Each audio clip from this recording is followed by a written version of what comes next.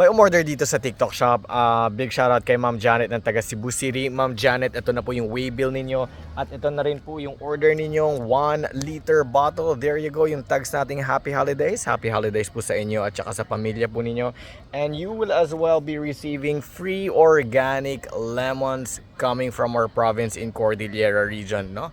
Magsasama po ako ng madaming ganito para po sa inyo. Now, Ma'am Janet, today is Sunday. Half day lang po si JNT Express Rider. Tomorrow na po ang pick up. It is around almost 4 in the afternoon right now. Tomorrow, Monday ang pick up sa inyo sa Cebu. Just give it like 3 or 4 days. Let's say Wednesday or Thursday marireceive po ninyo. No?